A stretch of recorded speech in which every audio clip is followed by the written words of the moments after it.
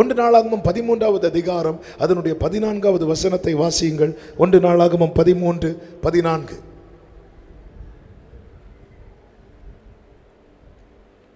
தேவனுடைய பெட்டி ஓபேத்-ஏதோமின் வீட்டிலே அவனிடத்தில் 3 மாதம் இருக்கையில் கர்த்தர் ஓபேத்-ஏதோமின் வீட்டையும் அவனுக்கு உண்டான எல்லாவற்றையும் ஆசீர்வதித்தார்.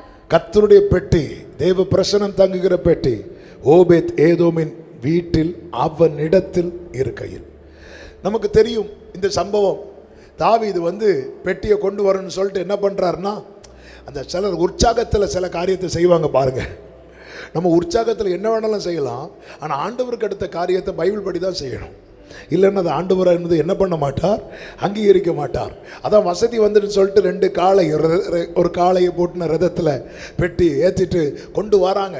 இது அங்கேயே அவுட் ஆயிட்டு, பிரமாணத்தை மீறிட்டாங்க, வசனத்தை மீறிட்டாங்க. பிரமாணம் என்ன? ஆமாம், பிரதிஷ்டை பண்ணப்பட்ட லேவியர்கள் தங்கள் தோளில் பெட்டியை சுமந்து கொண்டு வரணும். இப்போ பாருங்க, வரும்போது அந்த பெட்டி என்ன ஆகுது அப்படின்னா, அந்த காளை மிரண்டதுனால பெட்டி என்ன பண்ணுது, ஆடுது. ஆடுனதும் ஊசா என்ன பண்றார் தெரியுமா, கை வைக்கிறார். ஏன் கை வைக்கிறார்? இந்த ஊசா ஒரு ஆசாரியனுடைய மகன். சின்ன வயசுலயே சர்ச்சை பார்த்து வளர்ந்ததுனால, இதெல்லாம் பார்த்து வளர்ந்ததுனால அவனுக்கு அதை குறித்த பயமே. நிறைய பேர் பார்த்து புதுசாக ரட்சிக்கப்பட்டு வரவங்களை பாருங்க, அவ்வளோ பயபக்தியை உள்ள என்றாவாங்க. ஆனால் பிறந்ததுல இருந்தே 4 தலைமுறை 5 தலைமுறை பெண்டிகாஸ்ட் சொல்ற பிள்ளைங்களை பாருங்க, பைபிளே வீசி தான் கொண்டு வராங்க. பார்த்துருக்கீங்களா? யாருக்கும் இல்லாத தைரியம் ஊசாக்கு வர காரணம் என்ன தெரியுமா? நாங்க பார்க்காத பெட்டியா, நாங்க பார்க்காத பெட்டியா? எத்தனை தடவை பார்த்துருக்கோம், எத்தனை தடவை தொடச்சி வச்சிருக்கிறோம். ஆமென்.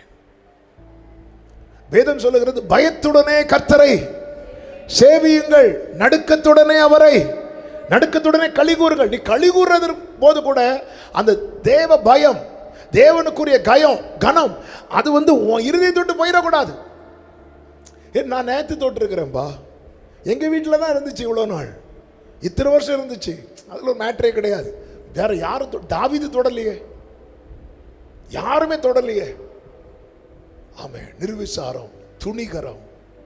இது தேவ சமூகத்தில் ஒரு தேவ பிள்ளைக்கு. அதனால தான் எப்பொழுதுமே பயந்திருக்கிறவன் பாக்கியவான் என்று பைபிள்ல இருக்கிறது. எப்பொழுதுமே பயந்திருக்கிறவன். நான் செய்ய போகிறதை ஆபிரகாமுக்கு மறைப்பேனோ என்று அவ்வளவு க்ளோஸா நெருங்குறார். அப்படி இருந்தும் ஆபிரகாம் கர்த்தருக்கு முன்பாக தன்னை தரை மட்டும் தாழ்த்துகிறான். தேவ பயம், தேவனுக்கு அடுத்த காரியத்தில் விளையாடவே கூடாது. கர்த்தருக்கு பயந்து அவர் வழிகளில் நடக்கிறவன் எவனோ அவன் பாக்கியவான். ஆமென். அவனுக்கு கர்த்தர் கொடுக்கிற ஆசீர்வாதம் 128 சங்கீதத்தில் இருக்கு, எல்லாருக்கும் தெரியும். கர்த்தருக்கு பயப்படுகிறவன் இவ்விதமாய் ஆசீர்வதிக்கப்படுவான். இப்ப பாருங்க, இப்ப தாவீதுக்கு இது பயம் வந்துட்டு, ஒரு அடி விழுந்ததும் எல்லாருக்கும் பயம் வந்துட்டு. எல்லாருக்கும் பயம் வந்ததும் தாவீது இதை எடுத்துட்டு போனா பிரச்சனைன்னு சொல்லிட்டு தாவீது என்ன பண்றார் தெரியுமா, ஓபேத்-ஏதோம் வீட்டுக்கு கொண்டு போறார். கொஞ்சம் யோசித்து பாருங்க. இந்த அதாவது இந்த பெட்டியை ஒருத்தன் தொட்டான், ஆண்டவர் அடிச்ச நியூஸ் அந்த ஊர் ஃபுல்லா ஸ்ப்ரெட் ஆகும்போது அந்த பெட்டி இப்போ எங்க வருது? கட்டளை போட்டது யாரு? ராஜா. அப்போ ஓபேத்-ஏதோமுக்கு நோ சொல்ல முடியுமா? முடியாது. அதை ஏற்றுதான் ஆகணும். எப்படி ஏற்றுக்கொண்டிருப்பான்னு நினைக்கிறீங்க? மொத்த குடும்பத்தையும் கொண்டு முழங்கால் போட்டிருப்பான். ஆண்டவரே, இதுக்கு நான் பாத்திரவானே அல்ல ஆண்டவரே. எவ்வளோ பயம் இருந்திருக்கும். அந்த பயத்தோடு அக்செப்ட் பண்ணியிருக்கிறான். அவன் நடுக்கத்தோடு அக்செப்ட் பண்றான். பயத்தோடு அவன் அதை ஏற்றுக்கொண்டு, நடுக்கத்தோடு அதை ஏற்றுக்கொண்டு தாவீது திரும்ப எடுத்து போகும் வரைக்கும் அந்த பெட்டியை அவன் வைக்கிறான் பாருங்க. அதற்கு கொடுக்கிற கனத்தை கொடுக்கிறான், அதற்கு கொடுக்கிற மகிமையை கொடுத்த போது வேதம் சொல்லுகிறது, கர்த்தருடைய பெட்டி அவனோடு இருந்தபடியினாலே அவனையும் அவன் வீட்டையும் அவனுக்கு உண்டான அனைத்தையும் ஆசீர்வதித்தான். ஆமென் சொல்லுங்க பார்க்கலாம். குடும்பத்தில் தேவ பயம் ரொம்ப முக்கியம். தேவனுக்கு பயப்படுகிற பயம். நாம அதை வெளிப்படுத்தும் போது நம் தலைமுறையினிடத்தில் அது வெளிப்படும். கர்த்தருடைய காரியம் அசதியா இருக்கக்கூடாது, நிர்விசாரமா இருக்கக்கூடாது. அவ்வளவு நடுக்கத்தோடு, அவ்வளவு பயபக்தியோடு அவன் அந்த பெட்டி அப்படித்தானே ஏற்றுக்கொண்டிருப்பான். பெட்டியா வச்சுட்டு போங்க இல்லை, ஏன்னா ஒரு அடி கண்ணுக்கு முன்னாடி நடக்குது, ஒரே அடி. அது சிக்ஷை இல்லை, அது தண்டனை. அவன் நீ வேண்டாம் நீ வேண்டான்னு அடிச்சிட்டார், அதான் அடி. தேவன் கை வச்சதுக்கு அப்புறம் உயிரோடு இருக்கிறோன்னா நம்ம வேணும்னு அர்த்தம். கர்த்தர் என்னை வெகுவாய் தண்டித்தும் சாவுக்கு ஒப்பு கொடுக்கவில்லை, அது சிக்ஷை. இன்னொரு அடி இருக்கு பாருங்க, ஏரோது அடித்தார் பார்த்தீங்களா, அவன் புழு புழுத்து செத்தான், அது அர்த்தம் அவன் வேண்டாம் எனக்கு, ஏரோது எனக்கு தேவையில்லை. ஊசாவை அடிச்சார்ல, எனக்கு அவன் தேவையில்லை, வேணும்னு சொல்லி அடிக்கிறது இருக்கிறது. தகப்பன் தான் நேசிக்கிற புத்திரனை சிட்சிக்கிறது போல கர்த்தரும் எவனிடத்தில் அன்பு கூர்ந்து யாரை சேர்த்து கொள்ள சித்தமாக இருக்கிறாரோ அவர்களை கடிந்து கொண்டு சிட்சிக்கிறார். எனக்கு அவன் வேணும் அப்படி சொல்லி ஒரு அடி இருக்கு பாருங்க, அந்த சிட்சையை பெற்றுக்கொள்ளுகிறவர்கள் பாக்கியவான்கள். ஆனா எனக்கு வேண்டான்னு அடிக்கிறார் பாருங்க, ஆமாம் எனக்கு தேவையில்லை. இந்த அடி மட்டும் நம்ம குடும்பத்தில் விழுந்துடவே கூடாது, விழுந்துடவே கூடாது. ஏலின் பிள்ளைகள் மேல இந்த அடி தான் விழுந்துச்சு. உடனே அடிச்சாரா? இல்ல. எத்தனை வார்னிங் தெரியுமா, எத்தனை வார்னிங் தெரியுமா. தீர்க்கதரிசிகள் மூலமாய் வார்னிங் வந்துச்சு, ஏலி தகப்பன் மூலமா வார்னிங் வந்துச்சு, கடைசியா அங்க வளர்ந்த சாமுவேல் மூலமாய் வார்னிங் வந்துச்சு. அப்படி இருந்தும் கூட பெலிஸ்தியரோடு யுத்தத்துக்கு போகும்போது ஃபர்ஸ்ட் விழுறாங்க, அதுல கூட இவங்க எஸ்கேப் ஆறாங்க, மீண்டும் உடன்படிக்கை பெட்டி தூக்கிட்டு போறாங்க. கொஞ்சம் கூட ஆண்டவரே அப்பா அந்த இடத்துல கூட அப்பா இந்த பெட்டியை தூக்கிட்டு போறோம், நாங்க தான் ஃப்ரண்ட் லைன்ல நிக்க போறோம், நாங்க அவ்வளோ தப்பு பண்ணிட்டோம், அவ்வளோ பாவம் பண்ணிட்டோம், எங்களை தயவு செய்து மன்னிச்சிருங்கப்பா அப்படி சொல்லி தங்களை சுத்திகரித்துட்டு போயிருந்திருப்பாங்கன்னா சரித்திரம் வேற. ஆனா கொஞ்சம் கூட உணர்வு இல்லை, ஆனா பெட்டியை தூக்கிட்டாங்க, பெட்டியை தூக்கிட்டாங்க. தேவனை ஆராதிக்கிற தேவ பிள்ளைகளே, உங்கள் பரிசுத்த கரத்தை உயர்த்தி அவரை தொழுது கொள்ளுங்கள் என்று பைபிள்ல இருக்குல்ல. நம்ம கையை உயர்த்தி ஆராதிக்கும் போது இந்த கை எப்படிப்பட்ட கிரியைகளை செய்து வருகிறது. இந்த உதடுகளை துறந்து அவருடைய நாமத்தை துதிக்கும் போது ஒரு ஊற்றிலிருந்து தித்திப்பும் கசப்பும் சுரக்குமோ. ஆமை அவரை துதிக்கிற இதே வாயால எத்தனை பேரை சபிக்கிறோம், எத்தனை பேரை குறித்து புறங்கூறுகிறோம், எத்தனை பேரை குறித்து தூஷணமான காரியங்களை பேசுகிறோம். ஏன் பேசுறோம்னா தெய்வ பயம் இல்லாமல் போனது. கர்த்தர் பாருங்க, யோசேப்பை பாருங்க, யோசேப்புக்கு சகோதரர்கள் இப்படி ஒரு துரோகம் வாழ்க்கையில மறக்க முடியுமாங்க?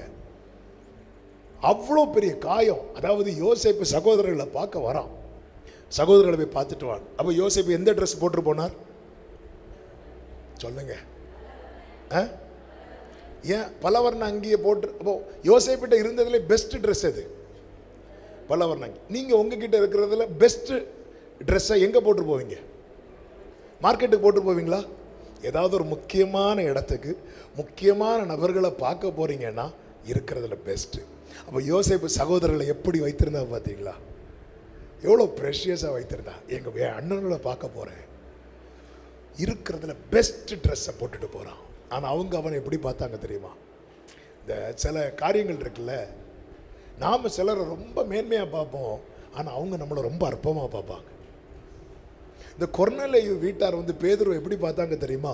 தேவதூதனை போல பார்த்தாங்க. ஆனால் பேதுரு ஆரம்பத்தில் கொர்நேலியு வீட்டார் எப்படி பார்த்தார் தெரியுமா? புறஜாதியான். இதான் உலகம். இதெல்லாம் நமக்கு தெரிய வரும்போது நம்மளால தாங்கவே முடியாது. யோசிப்பால தாங்க முடியல. அந்த ட்ரெஸ்ஸை போட்டுட்டு வந்து அவன் கண்ணுக்கு முன்னாடி அந்த ட்ரெஸ்ஸை எடுத்து கிழிக்கிறாங்க, அவனை தூக்கி குழியில் போடுறாங்க. குழியில் போட்டது மட்டும் இல்லை, அவன் கொண்டு வந்த சாப்பாடை உட்காந்து சாப்பிட்டுட்டு இருக்கிறாங்க. குழியிலிருந்து யோசேப்பு கத்துறாரு, அண்ணா அண்ணா காப்பாத்துனான்னு. அந்த சத்தம் காதில் விழ விழ இவங்க சாப்பிட்டுட்டே இருக்கிறாங்க. எப்படிங்க இதெல்லாம் மறக்கக்கூடிய காரியமா? இந்த யோசேப்பை கர்த்தர் உயர்த்தி வைக்கிறார். ஏறக்குறைய 20 வருடம் கழித்து யோசேப்பின் சகோதரர்கள் தானியம் வாங்கி எகிப்துக்கு வராங்க. யோசேப்பு பார்க்கிறார்.